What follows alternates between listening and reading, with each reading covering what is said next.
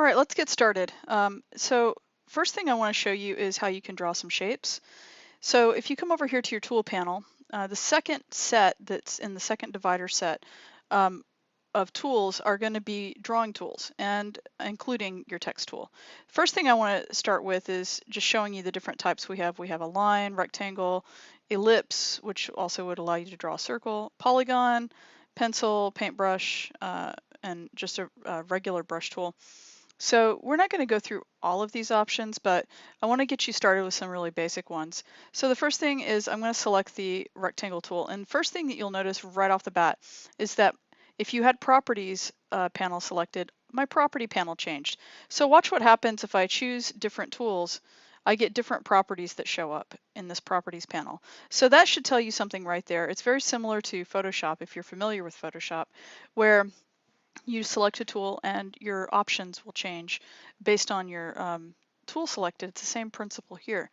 So let's go back here and select our um, rectangle tool, and you'll notice like we have some rounded corner options, for instance. You'll also see that we have a stroke, right? If we click on this, you get to pick your stroke color. Right now, the stroke color, if you see this grid, what that means is that the alpha is currently set to 0, so we won't get a stroke. All right, I'm going to hit escape. All right, and that goes away. And the fill color is going to be a solid color I could pick. Let's just choose green or something. Let's just choose something obvious. And I'm not going to keep these. These are sort of low stakes drawings that we're going to play with.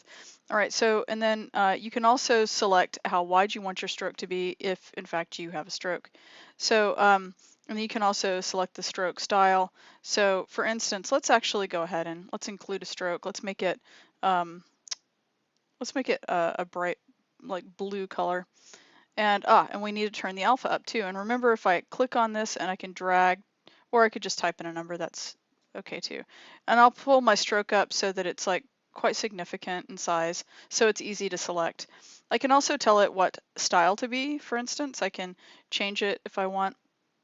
All right, and then I can also make rounded corners if I wanted to. So I'm going to leave that alone though.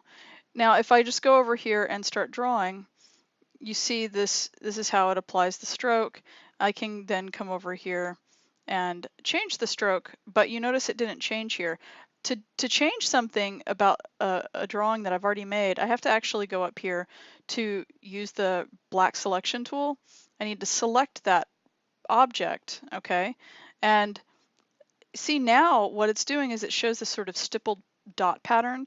Right now, all it's doing is selecting the fill. If I want the stroke, I actually need to select the stroke on the edge because it sees those as two different types of shapes. They're not, even though I drew them all at once, they're kind of separated. And you'll notice that when I select the stroke, it shows me that it's blue. When I select the fill, it shows me that it's green, and the stroke is unavailable because it only has the actual shape of the fill selected. So if I select that stroke again and I decide, oh, I don't like this style, I want to do like a dotted style, I could do that. But look what happened. It only affected one line. So if you want to affect all segments of the stroke line, you can hold down Shift and you can select each segment. Okay, and so this is kind of frustrating for a lot of people. They get, and I'll put a solid line on it, they get a little frustrated sometimes by the weirdness of the way that this tool is. What I want you to notice while I've got all of these things selected is that up here in properties it says shape. If you have a regular shape, then it's going to allow you to do some sort of interesting things. For instance, it would allow you to take your selection tool, select part of that shape, and then delete it, right? Kind of strange. You can select part of the stroke and delete that, right? And this can either be good or it can be really aggravating if that's not what you're expecting to happen. For instance, if you're used to using Illustrator vector tools and you expect this to act as a normal vector, it's going to drive you nuts. So there is something that I can do. Let's just get rid of that whole thing. And let's go and take the rectangle tool again, and we'll have it so that it draws with a stroke and with a shape inside of it. Now I can draw something here, right? And when I go to select it, if I want to select all of it, I can select all of it like this. And then notice what I get as an option down here. If I hover over this, it says expand to fill, forget that one. Or I can click on create object, and it's going to change this up here where it says shape from shape to drawing object, right? And so now it's a drawing object. Now when I select it, all right, I can't select a portion of it and delete it, and it starts to behave like a normal vector the way that you would expect it to, say like in Illustrator or even a vector in Photoshop. Okay, and so that is how you can work with this. And let me show you something else as well about drawing with the normal rectangle tool. Okay, so if I draw with that normal rectangle tool, these things look the same, right? But like I said before, this shape is a vector, whereas this one is, or I should say this is an object over here. This one that I'm moving is a drawing object, whereas this one is just a shape. Okay, so I could delete that whole fill, and now I've just got, for instance, the stroke on it. Because it sees the stroke and the fill as separate shapes. The other thing too is that let's say I want to come over here and I draw with a circle and I draw on top of that, right? Well, what happens now if I come over here with my selection tool and I take this and I move it out, right? And what happens now if I move that stroke out, right? You can see what it's starting to do now is it's actually starting to when I overlapped, it actually changed the way that that shape was, and I could delete that. And this is one of the ways that it's actually beneficial if you are animating and you want to draw something that's sort of cartoon-like, or you want to draw some kinds of shapes. And now if I overlap that like this, okay, watch what happens. If I click off of it now and then I move this, it took some of that line away. So these look sort of like calipers or like lobster claws or something, right? So like I said before, that can be aggravating or it can be useful. Now, let me show you one other little thing like I was showing you before. Let's draw a box, and now let's go ahead and draw a circle. Let's do it as a perfect circle. So it sort of like in the Photoshop tool, I can click, hold, and do Option Shift, and it'll draw the circle from the center, right? So if I wanted to draw something like that, and then maybe I wanted to have, I don't know, maybe a line or something coming out of it. Let's say that I have it coming like out of the center. I draw it like this, right? So maybe I could draw that, and then I can also draw like another cross symbol or something. Okay, and so now I'm starting to draw this thing that ends up being kind of this weird shape. And actually, let's move this. And then I can also drag and draw things where if I start to approach it, you know, I can start to move things around, right? I can draw, and I'm not really even trying very hard to make anything interesting. I'm just kind of fooling around with this, right? I'm drawing this very abstract shape. But what I wanted to show you is that, and I can take this from the center, and you see I get this little curve shape over my tool bar, and now I can start to make this sort of tangled knot, right? Let's do this where it comes back onto itself again. And I've got this very strange looking shape here. And let's do this one more time, and we'll pull this. All right, so you can start to draw these complex shapes. Now what I can actually do is I can take this whole thing, like let's say that this was going to be some kind of emblem or icon, right? I could take this whole thing, and as an entire object, I can say create object. And now what that does is it becomes this one object, just like this object, where if I select part of it, it selects the whole thing. I can't click and delete part of it. It's going to select the whole thing, and now it becomes one entire object. So that's how the drawing tool is actually helpful. So whenever it's just a shape as opposed to a drawing object.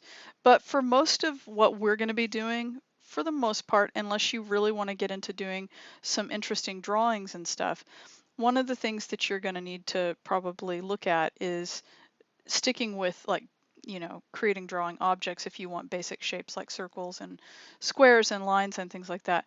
And something else too, now that I've got this drawn, I can actually go in and I can increase the stroke size so that it becomes more significant. I can also change the style of it. Remember how before, it looks kind of funny, like remember how before it was really hard to select the whole thing. It was just like parts of it. Well, now, you know, this is almost like it's a particle. Uh, you know, sort of looks like little particles everywhere or something like that, right? So anyway, you could do dotted lines, or this is sort of like a railroad track looking thing. Dashed lines looks kind of weird because it's, you know, anyway, so you can sort of mess around with this. Okay, now I don't really care about that. I'm going to get rid of it. All right, so right now, if you take a look at this, I'm going to go over into my library, and you can see that there isn't anything there yet, because right now this is just a shape. It's not going to be stored in my library until I do something else with it. So if I wanted to create it as a symbol, it's something that I could end up reusing over and over again. So for instance, if I take this and I right click it, okay, I'm going to go down here to where it says convert to symbol, and you can also use your F8 key. If you're on a laptop, your F8 key might be mapped to something else. So like for instance on a Mac, there's a little function, an FN button in the lower left corner. So you can always get your function key shortcuts, like on a Mac for instance, if you click on that function button. Anyway, so I'm going to convert to symbol, and it's going to ask you what type of symbol you want to have it be. And so right now we're going to do it as a graphic symbol, okay? And I'm going to call it, let's just call it, for instance, box 1, okay? Let's just call it box 1, because I'm going to get rid of it later. It's not important to me. And you also can tell it what you want the registration to be. So for instance, if you want its coordinates to always be based off the center, you can click the center. If you want its coordinates to be based off the top left, for instance, make it off the top left. So sometimes it just depends on what you plan on doing with this. So I'm just going to make it based off the center. Okay, and we're going to make it a graphic symbol for right now. And then you see that in my library, it places a new symbol called box 1. Well, what's kind of cool about using a symbol is that it will allow me, and then you see here what I've got is instance of box 1, right? What it's going to allow me to do is put multiple things, multiple versions of it on the screen. All right, and by the way, if you put something out here that's sort of halfway in between the stage and this thing outside that's called the pasteboard in the gray area, then the only thing that would show when you went to go publish your piece would be the half that is in the stage. Okay, so what's nice though is I can actually change the scale of these, and I could have like multiples overlapping and so on. So let's just say that I wanted something that looked like this, and I want to take over here, this is called the free transform tool. Okay, and I want to scale it so that I've got sort of some smaller versions, right? And maybe this one, I can see how if I go in the corner, it gives me a rotate option. Maybe I want to rotate this, and if I want it to rotate perfectly on 90, 45 degree axes, right, then you can hold down your shift key, for instance. And then if I wanted to scale it so that it keeps its, you know, that it keeps its, oh, what do you call that? Ratio, right? Proportions, you could do that. So let's say that this is what we wanted to do, right? And notice that it also, when I did that, it scaled the actual stroke as well. Okay, so the thing that's nice is that it allows me to put a whole bunch of these on the screen, and the thing is that it basically lets the symbol behave as a blueprint for that. Now, if I wanted to change the color, for instance, across all of these, like let's say that I want to just change the color on one of them. All right, well, if I go over here to properties, notice that it doesn't really give me, it's not giving me any options to change the color. So this is one of the things that is sort of a little bit challenging, is that you know, if it's just a shape, you can make adjustments to it, right?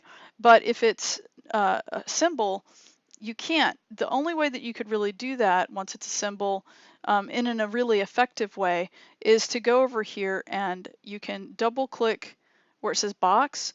This is called this edit mode. You'll see up here where it says, now it says scene box 1. What it's doing is it's the symbol editor, and it's going to allow me to make edits to this. So if I go back to properties, now it'll let me edit those things because I'm editing the original box, right? So I could go in here and I could change this interior color to like red, for instance. And now when I click back to my scene, you see that all instances of that are now updated. So that can be a really good thing if you want to make, you know, that cascade changing effect happen.